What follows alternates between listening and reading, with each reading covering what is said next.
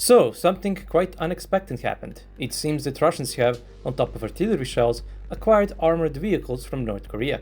And not just some random armored cars or something, no, actual armored vehicles equipped with modern anti-tank systems.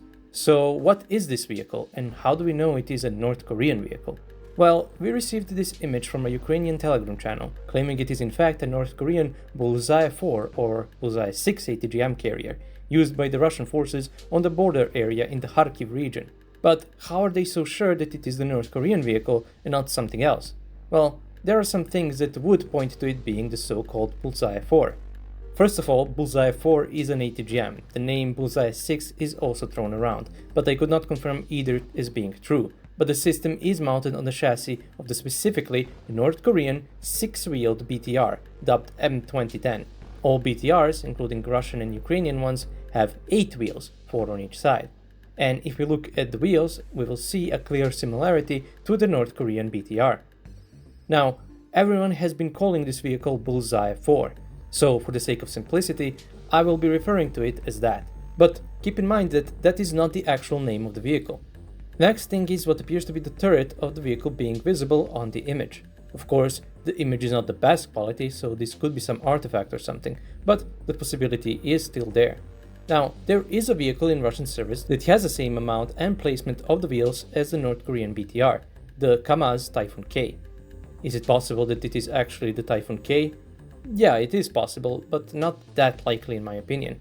Typhoon K is pretty tall, and there is a clear visible bump in the silhouette between the two wheels on the front.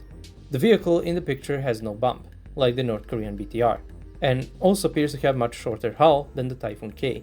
So to me, it really seems like the North Korean Bullseye 4, but it being a Typhoon K should not be excluded as the possibility.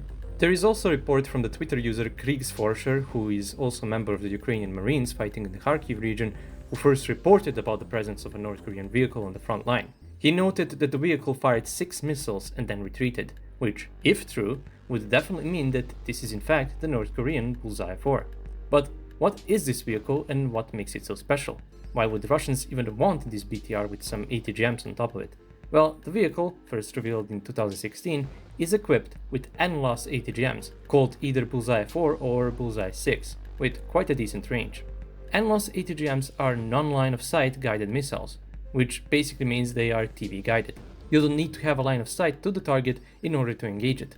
Weapons like Spike LR are NLOS. You fire the missile in the top attack mode and guide it through the screen and the command unit, which means you can accurately engage any target and hit it where it hurts the most, the roof armor. It is possible that the missile is based on the Chinese HJ-10, which is a very similar missile, where Chinese have already been placing them on various vehicles with the same design idea as the North Korean Bullseye 4, and they work in a very similar way. Of course, they are not the same, even visually there are differences, but if North Korea ever got the technology from someone, it would be China. Because, you see, Russians never adopted such systems. Best they have is Kornet ATGM, which is direct fire ATGM, which requires you to have the line of sight onto the target, basically like any standard ATGM out there. Of course, there are some modifications that let you lock onto the target, but you still need to directly see it and engage it.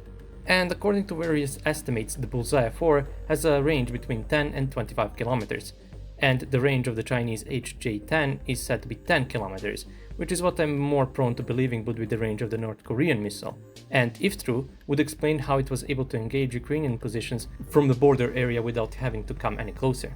This allows the vehicle to target enemy positions without getting into their range, outranging even the FPV drones, which would explain why, if it was in fact Bullseye 4 that Ukrainians spotted, it managed to fire its missiles and retreat without getting targeted.